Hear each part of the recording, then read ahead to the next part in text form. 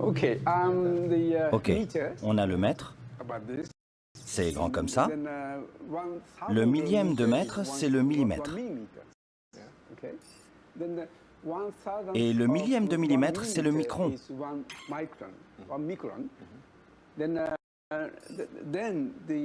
Et enfin, le millième du micron, c'est le nanomètre. Bienvenue dans le nanomonde. Nano, vous avez dit nano. À force d'entendre le mot mis à toutes les sauces, le néophyte que je suis y perd un peu son latin. Il est temps d'aller voir de plus près, et même de très très près. Car les nanos, c'est d'abord une échelle, 10 puissance moins 9 mètres. Le milliardième de mètre, à peine quelques atomes. Un nanomètre, c'est 4 atomes de silicium mis côte à côte. À cette échelle, une poussière à la taille d'une planète. Entre le monde du macro, le nôtre, et le monde du nano, en grec tout petit, il y a le même rapport d'échelle qu'entre l'épaisseur d'un doigt et le diamètre de la planète Terre. Au cours du XXe siècle, la quête de l'infiniment petit n'a cessé de faire fantasmer les scientifiques et a bouleversé notre monde de l'informatique à la physique nucléaire, de la biologie à la science des matériaux. Aujourd'hui, une nouvelle aventure s'engage, celle des nanosciences et nanotechnologies qui regroupent l'ensemble des disciplines qui étudient et utilisent les propriétés de la matière à cette échelle nanométrique.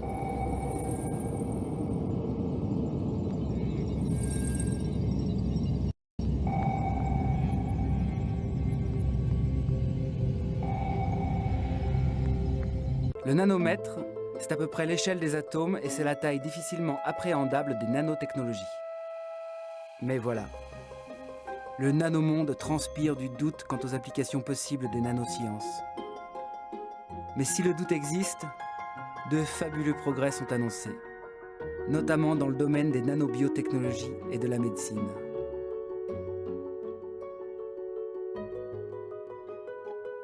Les nanotechnologies focalisent toutes les attentions depuis une bonne dizaine d'années. Tout en continuant la recherche, il est de notre responsabilité à tous de cultiver ce doute à tous les niveaux, pour faire en sorte que le nanomonde ne devienne pas un abîme pour les générations futures. Simple gélule comme celle-ci, qui pourrait bientôt détecter un cancer, des mois, voire des années avant que la tumeur se forme. C'est le projet révolutionnaire sur lequel travaille Google X, le laboratoire de recherche du géant américain. Et voici comment cela pourrait se passer. Le patient va avaler un comprimé, bourré de particules magnétiques 2000 fois plus petites qu'un grain de sable. Les particules vont circuler dans le sang, patrouiller en quelque sorte, jusqu'à ce qu'elles repèrent une cellule malade. Elles envoient alors un signal à un objet connecté, chargé d'enregistrer le message. Les cellules malades pourraient ainsi être traitées avant que la maladie se développe. On espère que ces petites particules naviguent à l'intérieur du corps. On les récupérerait et on leur demanderait « Qu'est-ce que tu as vu? Est-ce que tu as trouvé un cancer? Est-ce que tu as vu une artère fragile? As-tu détecté trop de sodium ?» Google envisage de lancer les premiers tests dans 10 ans. Alors, coup de génie ou coup de com'? Les scientifiques sont dubitatifs, le projet leur paraît plausible à long terme, mais de nombreuses questions restent en suspens. Est-ce que les nanoparticules utilisées sont réellement biocompatibles, biodégradables? Je ne peux pas vous donner de réponse dans l'état actuel du dossier. Donc vous voyez, je suis quand même encore très interrogatif. En janvier, le groupe américain annonçait avoir mis au point des lentilles de contact connectées pour diabétiques, capables de mesurer en temps réel le taux de glucose dans les larmes. La santé, l'un des nouveaux terrains de chasse de Google. Dans cette perspective, les particules de Samuel Stup ont été adaptées pour s'auto-assembler cette fois sous la forme de petites vésicules.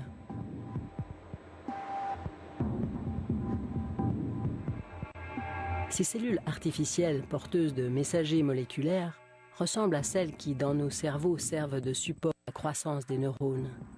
Et ces derniers semblent apprécier cet environnement artificiel. Leurs extensions se développent et s'étendent pour créer de nouvelles connexions.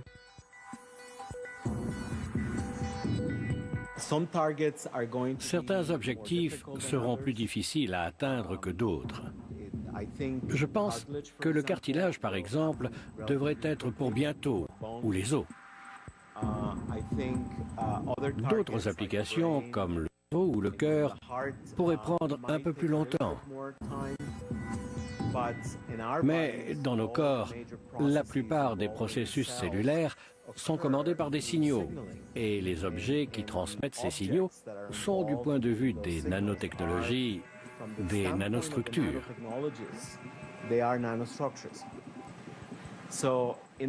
Donc, en un sens, cela peut vouloir dire que nous pouvons manipuler le corps humain d'une manière que nous n'avions encore jamais imaginée.